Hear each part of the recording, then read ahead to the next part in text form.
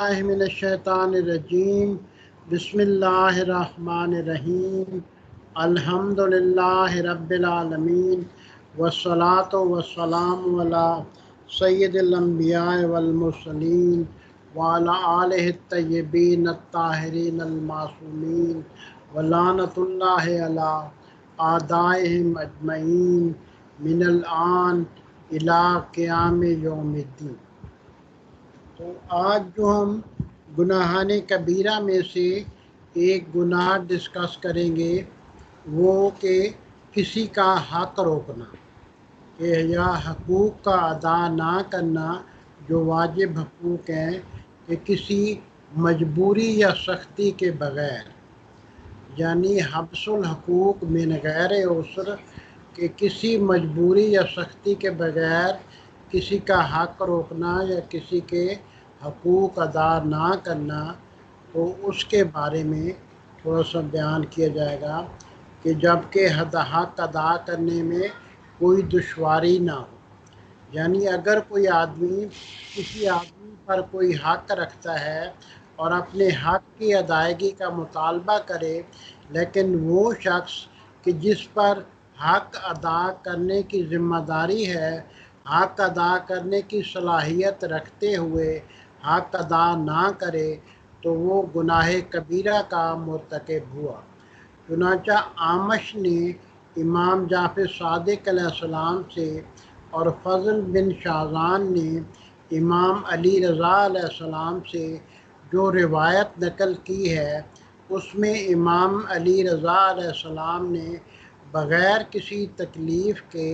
हुकूक़ के अदा ना करने को भी गुनाह कबीरा शुमार किया है। हज़रत इमाम जाफ़र सादिक अलैहिस्सलाम फरमाते हैं, काफ़ी में हदीस है जिल्द नंबर 2, जो कोई किसी मोमिन का हक अदा ना करे और इसके ज़रिए जो चीज़ है उस तक ना पहुँचाए, तो खुदावंद आलम क़यामत के दिन से उसे 500 साल तक इस तरह खड़ा रखेगा कि उससे पसीना या खून बहना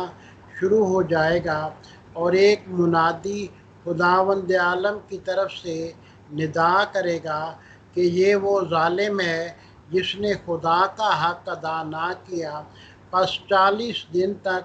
वो तंबीह करने के बाद हुक्म दिया जाएगा कि उसे आग में डाल दिया जाए। ये तंबीह करने वाले मोमिनीन होंगे या अंबिया अलैहिमुस्सलाम। अल्लामा मजलिसी ने इस हदीस की तशरीह ये की है कि अगर जुल्म कम हो तो इसका पसीना जारी होगा और अगर जुल्म ज़्यादा हो तो उससे खून जारी हो जाएगा। मिरातुल अक़ूल में इसके अलावा अल्लामा मजलिसी ये भी फरमाते हैं कि ये जुमला दलालत करता है कि मोमिन का हक खुदा का हक है। मोमिन के कुर्ब खुदावंद आलम की वजह से, या ये कि खुदावंद आलम ने मोमिन का हक अदा करने का हुक्म दिया है, कि इसका हुक्म ना बजा लाना ऐसा ही है जैसा कि अल्लाह का हक अदा ना करना। और फरमाया कि किताबुल हज की हदीस है कि रोज़े क़यामत हज़रत इमाम सज्जाद अलैहिस्सलाम ने भी इन हदीस में उसके हकूक़ का तज़किरा किया है, और इमाम सज्जाद अलैहिस्सलाम ने तो पूरा रिसालतुल हकूक़ में इन हकूक़ को बयान किया है। कि एक हदीस में आता है कि रोज़े क़यामत मुनादी निदा करेगा कि अल्लाह के दोस्तों को अज़ियत देने वाले कहाँ हैं। बस कुछ लोग खड़े हो जाएंगे जिनके चेहरों पर गोश्त नहीं होगा। बस कहा जाएगा ये वो लोग हैं जो मोमिनीन को अज़ियत देते, उनसे दुश्मनी रखते और उनसे दीन के बारे में सख्ती से पेश आते थे। इसलिए हुक्म दिया जाएगा कि उन्हें जहन्नुम में डाल दिया जाए। उसके बाद इमाम जाफ़र सादिक अलैहिस्सलाम ने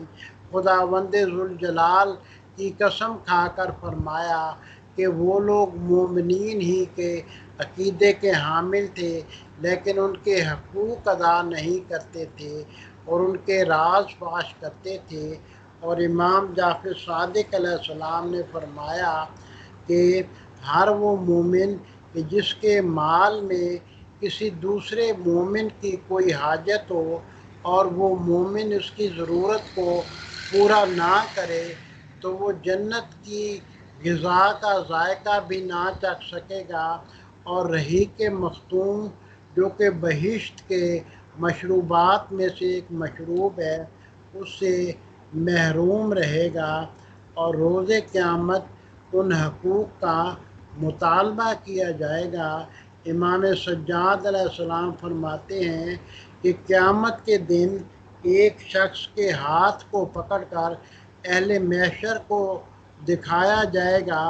اور کہا جائے گا جو کوئی اس شخص پر کوئی حق رکھتا ہے تو اس سے اپنا حق لے لے۔ قیامت کے دن اہل محشر کے لیے سب سے زیادہ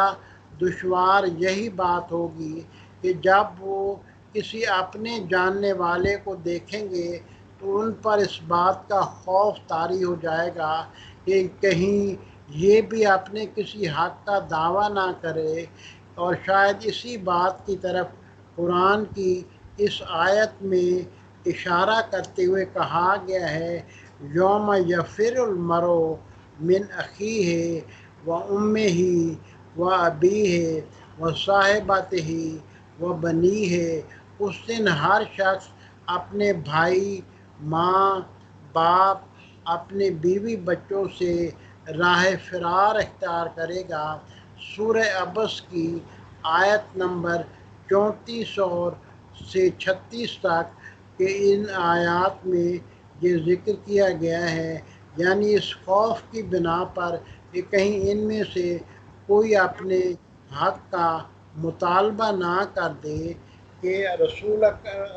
اکرم صلی اللہ علیہ وسلم نے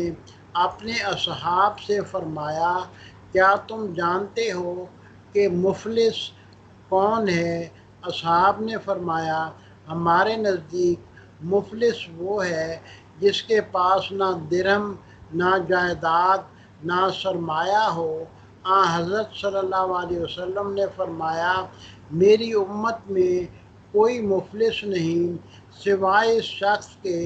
جس نے نماز پڑھی ہو، روزے رکھے ہوں، زکوٰۃ دی ہو، حج ادا کیے ہوں، مگر قیامت کے دن ایک شخص آئے گا جسے اس نے گالی دی ہو، ایک اور آئے گا جس کا اس نے مال کھایا ہو، ایک اور آئے گا جس کا اس نے خون بہایا ہو، ایک اور آئے گا جس کی اس نے پٹائی کی ہو۔ پس اس شخص کی نیکیاں ہر صاحب حق کو اس کے حق کے مطابق دی جائیں گی۔ اگر صاحبان حق کے حقوق ادا ہونے سے پہلے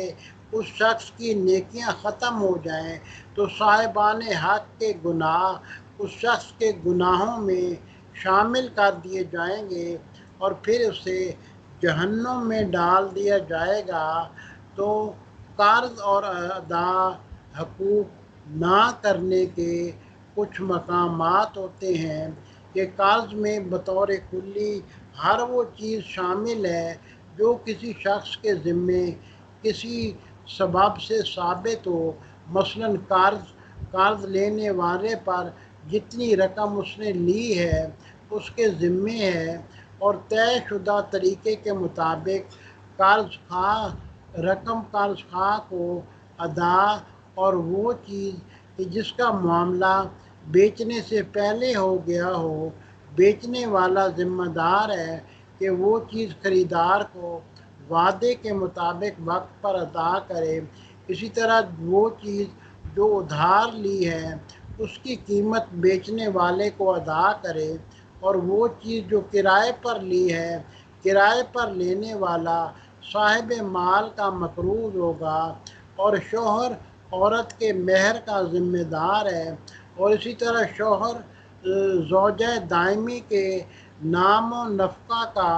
ذمہ دار ہے، اور ضمانت کی وہ مختلف اقسام کہ جس کا ذکر فقہی کتابوں میں کیا گیا ہے کہ اس کی مناسبت سے کچھ اہم مسائل آتے ہیں کہ مدت معین اور غیر معین کا قرض دو قسم کا ہوتا ہے، کہ ایک جس میں قرض کی کوئی مدت معین نہ ہو، اگر مدت ختم ہو تو ختم ہو چکی ہو،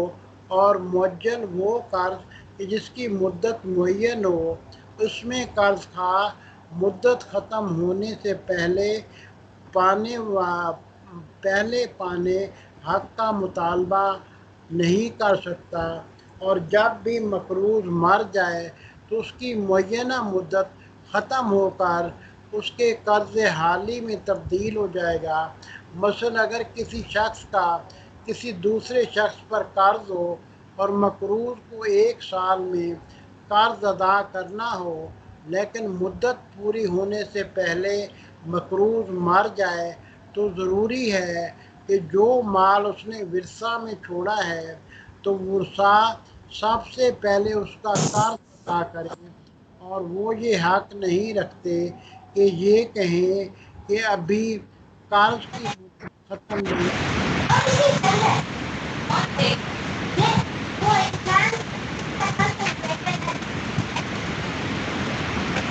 یہ حق حاصل نہیں کہ وہ مدت ختم ہونے سے پہلے قرض کی واپسی کا مطالبہ کریں، کہ قرض کو لازمی طور پر ادا کرنا چاہیے۔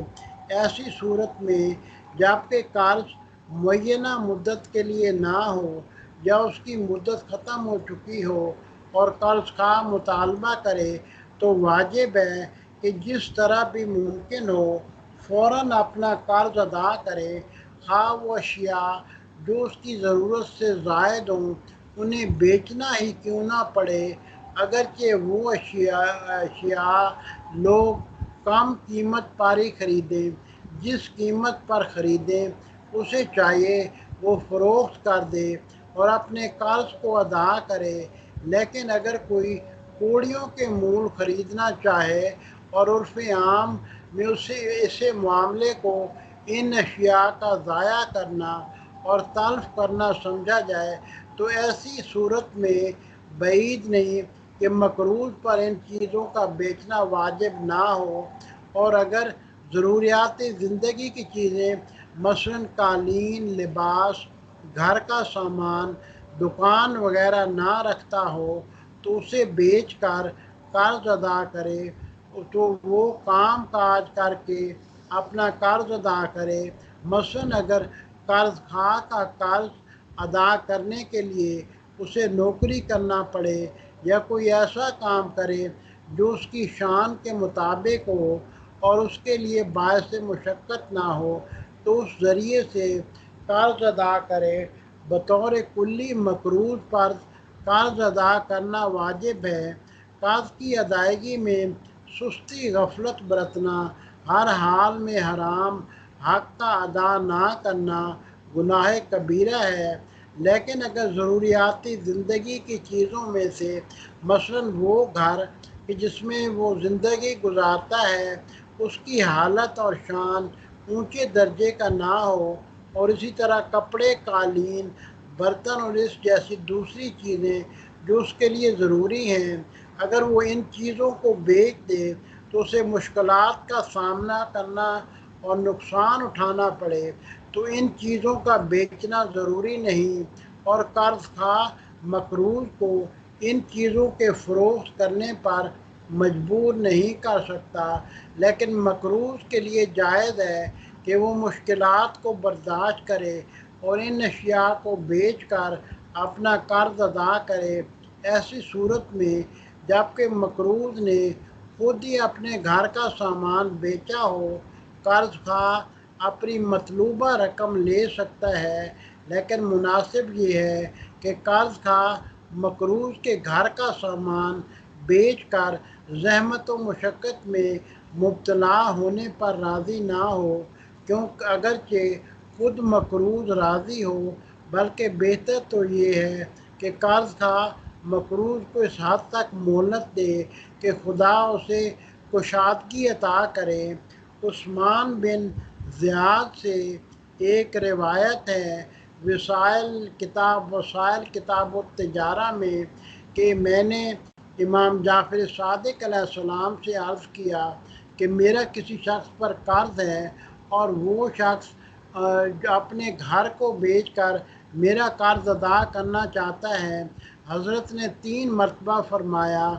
اس بات پر میں تمہیں خدا کی پناہ میں دیتا ہوں کہ تم اس شخص کو گھر سے بے گھر کر دو جس میں وہ زندگی گزارتا ہے۔ کچھ دوسری حدیث بھی اس موضوع سے متعلق نقل کی گئی ہیں، اور اس کے علاوہ مروی ہے کہ جناب محمد بن ابی عمیر جو کہ امام موسیٰ بن جعفر، امام علی رضا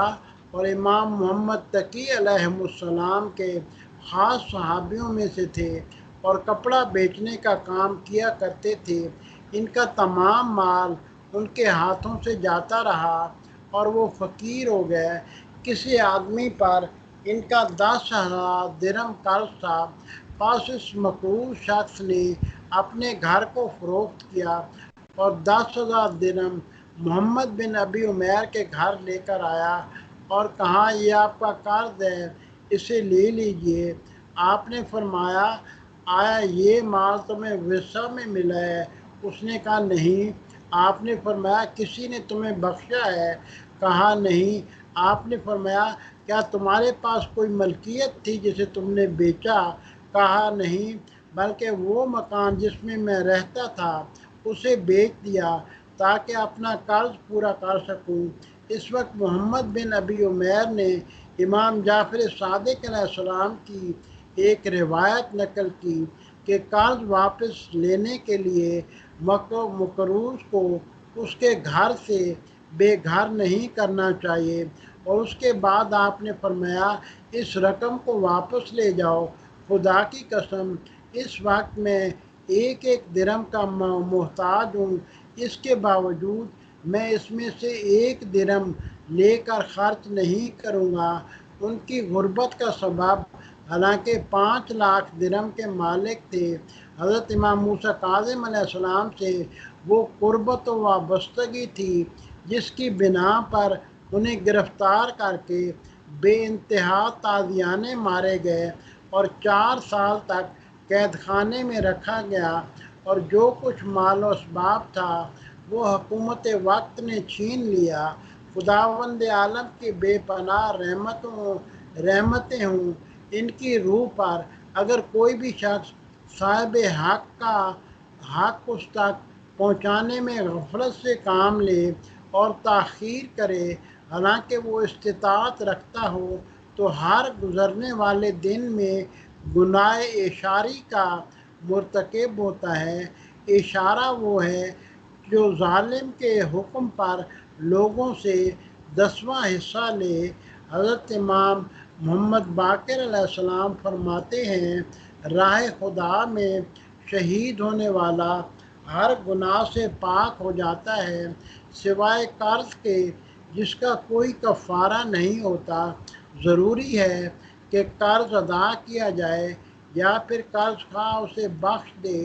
نہیں تو شہید سے بھی قرض کے لیے پوچھ گچھ ہوگی۔ اس کے علاوہ آپ فرماتے ہیں، وسائل الشیعہ کی حدیث ہے کہ شہید کے خون کا پہلا قطرہ گرتے ہی اس کے تمام گناہوں کی تلافی ہو جاتی ہے سوائے قرض کے جو معاف نہیں ہوتا اور جس کے معاف ہونے کا انحصار فقط قرض کی ادائیگی پر ہے۔ اس بات کی اہمیت کا اندازہ صرف اسی واقعے سے لگایا جا سکتا ہے کہ انصار میں ایک شخص کا انتقال ہو جاتا ہے جو 2 دینار کا مقروض تھا، پس حضرت رسول خدا صلی اللہ علیہ وسلم نے اس وقت تک اس کی نماز جنازہ نہیں پڑھائی جب تک کہ ان کے کچھ رشتہ داروں نے قرض کی ادائیگی کی ضمانت نہیں دی۔ اس کے بعد حضرت صلی اللہ علیہ وسلم نے اس کی نماز جنازہ پڑھائی۔ مروی ہے کہ معاویہ بن وہب نے اس حدیث کے بارے میں امام جعفر صادق علیہ السلام سے دریافت کیا تو آپ نے فرمایا، یہ حدیث صحیح ہے اور حضرت رسول خدا صلی اللہ علیہ وسلم کے اس فرمان کا مطلب صرف یہی مطلب ہے کہ لوگ اس سے نصیحت حاصل کریں، قرض کی اہمیت کو سمجھیں، اسے کمتر شمار نہ کریں اور قرض اس کے مالک کو لوٹا دیں، وگرنہ حضرت رسول خدا کے اس فرمان کا صرف یہی مطلب ہے کہ لوگ اس سے نصیحت حاصل کریں، قرض کی اہمیت کو سمجھیں، اسے کمتر شمار نہ کریں اور قرض اس کے مالک کو لوٹا دیں، وگرنہ حضرت رسول خدا صلی اللہ علیہ وسلم، حضرت علی، امام حسن حسین میں سے جو کوئی اس دنیا سے رخصت ہوا مقروض تھا اور انہوں نے اپنا قرض ادا کرنے کے بارے میں وصیت فرمائی، اور ان حضرات میں ہر ایک کے وصی نے ان کے انتقال کے بعد قرض کی ادائیگی کی، یعنی اس حدیث کے یہ معنی ہے کہ مقروض ہونا قابل مذمت نہیں بلکہ جائز ہے، البتہ قرض کی ادائیگی میں سستی و غفلت کرنا یقیناً حرام ہے، اور قرض ادا کیے بغیر مکہ اور مدینہ جانا بھی مناسب نہیں۔ اس سلسلے میں ابو ثمامہ نے امام محمد تقی علیہ السلام سے عرض کیا، کافی کی حدیث ہے، جلد 5، باب الدین، میں مکہ اور مدینہ میں زندگی گزارنا چاہتا ہوں لیکن مقروض ہوں۔ امام علیہ السلام نے فرمایا، اپنے گھر جاؤ اور قرض ادا کرو، کہیں ایسا نہ ہو کہ دنیا سے چلے جاؤ اور اس حالت میں خدا سے ملاقات کرو کہ تم مقروض ہو، اور جان لو کہ مومن کبھی خیانت نہیں کرتا۔ اللہم صلی علی محمد وآل محمد۔ تو قرض کا ادا نہ کرنا سب کے ساتھ خیانت کے مترادف ہے۔ اس حدیث سے معلوم ہوتا ہے کہ حق کا ادا نہ کرنا اور قرض ادا کرنے میں غفلت سے کام لینا خیانت ہے۔ اس بنا پر جو کچھ خیانت کے بارے میں احادیث آئی ہیں کہ حدیث نبوی میں اس کو ظلم قرار دیا گیا ہے کہ وہ مسلمان، رسول اللہ صلی اللہ علیہ وآلہ وسلم کا فرمان ہے، وہ مسلمان جو استطاعت رکھتے ہوئے قرض کی ادائیگی میں غفلت سے کام لے تو اس نے تمام مسلمانوں کے ساتھ ظلم کیا۔ قرض کا ادا نہ کرنا ظاہر ہے کہ قرض خواہ پر ظلم ہے، لیکن دوسرے مسلمانوں پر اس لیے ظلم ہے کہ لوگ دوسروں کو اس خوف کی بنا پر قرض نہیں دیں گے کہ کہیں یہ بھی قرض کی ادائیگی میں سستی سے کام نہ لے اور اس طرح ہمارا مال ضائع ہو جائے۔ دوسرے یہ کہ صاحب استطاعت ہوتے ہوئے بھی قرض کی ادائیگی میں غفلت سے کام لینے والا نیکی کے دروازے کو بند کر دیتا ہے، کیونکہ اس کے بعد کوئی بھی کسی کو قرض دینے کی جرات نہیں کرے گا، حالانکہ قرض دینا بہت بڑی نیکی ہے، اور اس نیکی کو ترک کرنے کا سبب وہی شخص ہے۔ حضرت امام جعفر صادق علیہ السلام فرماتے ہیں، بحار الانوار اور وسائل، جلد 11، کتاب امر بالمعروف کی حدیث ہے، باب 8، خدا اس شخص پر لعنت کرے جو نیکی کا راستہ بند کر دیتا ہے، اور یہ وہ شخص ہے جس کو اگر کوئی شخص فائدہ پہنچانے کے لیے احسان کرے تو وہ اس احسان کو نہیں مانتا، اور یہ چیز اس بات کا سبب بنتی ہے کہ احسان کرنے والا آئندہ کسی پر احسان نہ کرے، اور یقیناً کسی کو قرض دینا احسان ہے، اور اس ادائیگی میں لاپرواہی سے کام لینا قرض خواہ کے احسان کو نہ ماننا ہے۔ یہ چیز سبب بنتی ہے کہ وہ شخص آئندہ کسی پر اس طرح کا احسان نہ کرے کہ قرض دینے اور لینے کے احکام کے معتبر روایات کے مطابق قرض دینے والوں کے لیے بہت زیادہ ثواب کا وعدہ کیا گیا ہے اور قرض نہ دینے والوں کے لیے شدید عذاب کا ذکر کیا گیا ہے۔ بعض مواقع پر قرض کا دینا واجب اور نہ دینا حرام ہے، اور بعض جگہوں پر قرض دینا مستحب اور نہ دینا مکروہ ہے، لیکن اس وقت جب قرض کی ضرورت نہ ہو تو قرض کا لینا مکروہ ہے، لیکن وقت ضرورت قرض لینے سے اس کی کراہت میں اس تبدیلی واقع ہو جاتی ہے، کمی واقع ہو جاتی ہے۔ کراہت کے کم یا زیادہ ہونے کا تعلق دراصل ضرورت کے کم اور زیادہ ہونے پر ہے۔ پس اگر کم ضرورت کے وقت قرض لیا جائے تو کراہت زیادہ ہوگی، اور اگر ضرورت کے وقت قرض لیا جائے تو کراہت کم ہوگی، یہاں تک کہ بعض مواقع پر کراہت بالکل ختم ہو جاتی ہے اور قرض لینا واجب ہو جاتا ہے۔ مثلاً جان اور ناموس کی حفاظت قرض لینے پر موقوف ہو تو قرض لینا واجب ہو جاتا ہے۔ اگر کسی شخص کو معلوم ہے کہ قرض ادا نہ کر سکے گا تو احتیاط کا تقاضا یہ ہے کہ وہ قرض نہ لے، مگر یہ کہ وہ ضرورت مند ہو۔ قرض دینے کا ثواب ہے اور قرض نہ دینے کا عذاب بھی ہے۔ حضرت رسول خدا صلی اللہ علیہ وآلہ وسلم فرماتے ہیں، وسائل الشیعہ کی حدیث ہے، اگر کوئی شخص کسی مومن کو قرض دے اور اسے استطاعت پیدا ہونے تک کی مہلت دے تو وہ قرض میں دیا ہوا مال اس کے لیے زکوٰۃ کی مانند ہوگا، اور ملائکہ اس مال کے واپس ملنے تک اس کے حق میں دعا اور طلب رحمت کرتے رہیں گے۔ اس کے علاوہ حضرت صلی اللہ علیہ وسلم نے فرمایا، اگر کوئی شخص اپنے مسلمان بھائی کو قرض دے تو وہ خود اس کے اپنے لیے ہے۔ ہر وہ درہم جو وہ قرض میں دیتا ہے اس کے عوض کوہ احد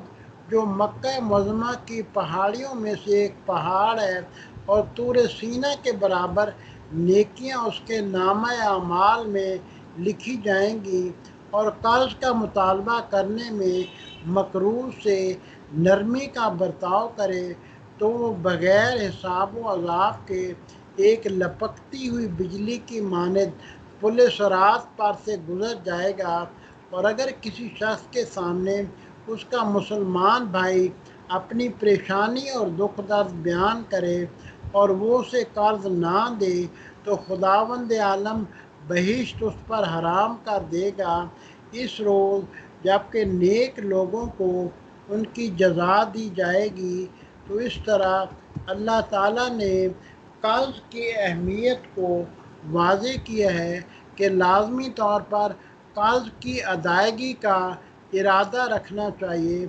وہ مقروض جو قرض لوٹانے کی استطاعت نہ رکھتا ہو، اس کے لیے ضروری ہے کہ وہ یہ ارادہ رکھے کہ جب بھی صاحب استطاعت ہوگا سب سے پہلے قرض ادا کرے گا، اور قرض کی ادائیگی میں